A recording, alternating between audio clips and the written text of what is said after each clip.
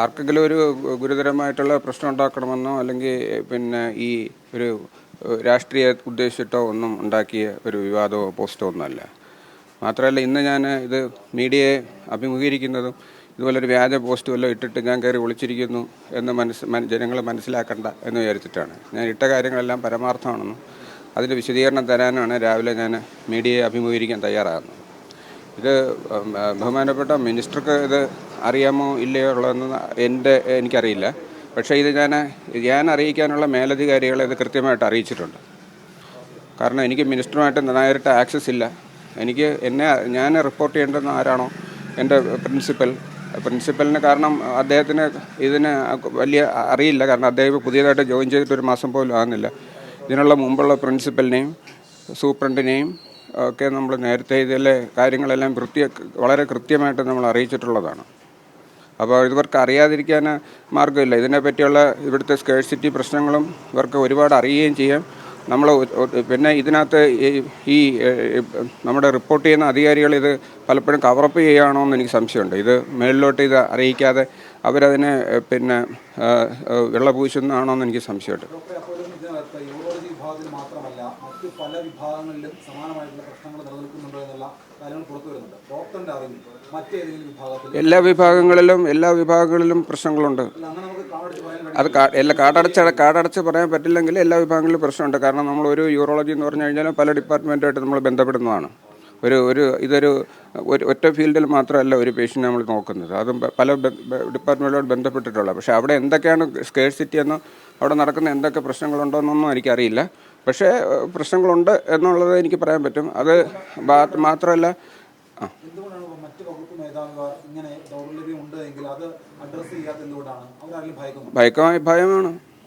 ഭയമാണ് ഇവരുടെ എല്ലാവരുടെയും പ്രശ്നം.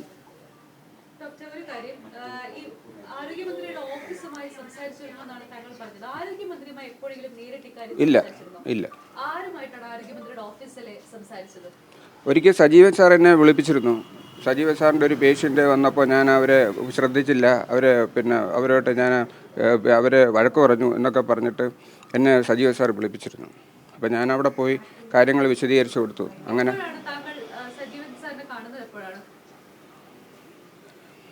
ഉദ്ദേശം എനിക്ക് തോന്നുന്നത് ഒരു വർഷമെങ്കിലും ആയി കാണുമെന്നാണ് തോന്നുന്നത്. ഞാനത് കൃത്യമായിട്ട് ഓർക്കുന്നില്ല. ഇത് ഞാൻ അറിയിച്ചിരുന്നു. അദ്ദേഹം ഈ പേഷ്യൻറ്റിൻ്റെ പ്രശ്നങ്ങൾ എന്നെ ചർച്ച ചെയ്യും. അതിനകത്ത് കാര്യമായിട്ട് കഴമ്പൊന്നുമില്ല. ഞാനങ്ങനെ മനഃപൂർവ്വം വഴക്ക് പറഞ്ഞൊന്നുമല്ല. ആ പേഷ്യൻ്റ് ഓപ്പറേഷൻ ചെയ്ത് പോവുകയും ചെയ്തു. പക്ഷേ അദ്ദേഹമായിട്ട് കൂടുതൽ സമയം വിനിയോഗിച്ചത് ഞാൻ ഈ ഡിപ്പാർട്ട്മെൻറ്റിൻ്റെ ഇത്തരം ഡെഫിഷ്യൻസീസ് അദ്ദേഹത്തിന് ബോധ്യപ്പെടുത്താനാണ് കൂടുതൽ സമയം. അതിനുശേഷം ഞാൻ അന്ന് തന്നെ അദ്ദേഹത്തിൻ്റെ നമ്പർ വാങ്ങിക്കുകയും ഇതുപോലെ വാട്സാപ്പിൽ അദ്ദേഹത്തിന് കാര്യങ്ങൾ ഞാൻ അറിയിക്കുകയൊക്കെ ചെയ്തിരുന്നു.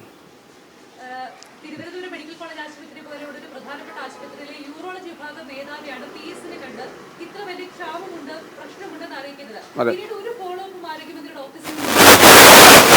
എൻ്റെ അറിവിൽ നേരിട്ട് ഇവരാരും പിന്നീട് ഇതിനെപ്പറ്റി ഡോക്ടർ എന്താണ് ഇവിടുത്തെ ബുദ്ധിമുട്ടുകൾ എന്താണോ എന്തെങ്കിലും പരിഹരിച്ചിട്ടുണ്ടോ, എന്താണെന്ന് ഡോക്ടറുടെ പ്രശ്നം എൻ്റെ ഡിപ്പാർട്ട്മെൻറ്റ് പ്രശ്നം എന്ന് ഒരു രീതിയിലും ഒരു തരത്തിലുള്ള ഫോളോ അപ്പ് ഉണ്ടായിട്ടില്ല.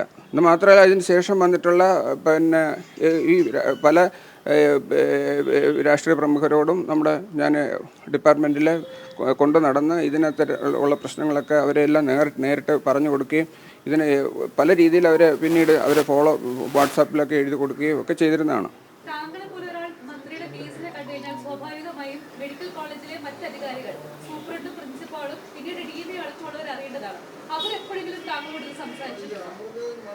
അല്ല, അതിൻ്റെ രസകരമായ കാര്യം അന്ന് ഞാൻ അദ്ദേഹത്തിനെ കാണാൻ പോയപ്പോൾ എൻ്റെ കൂടെ പ്രിൻസിപ്പൽ ലിനറ്റ് മാഡം ഉണ്ടായിരുന്നു. ലിനറ്റ് മാഡത്തിൻ്റെ സാന്നിധ്യത്തിൽ കഴിഞ്ഞ മാഡത്തിൻ്റെ കൂടെ ഒപ്പമാണ് ഞാൻ ഇദ്ദേഹത്തിനെ കാണാൻ പോയതും കാര്യങ്ങൾ പറഞ്ഞതും.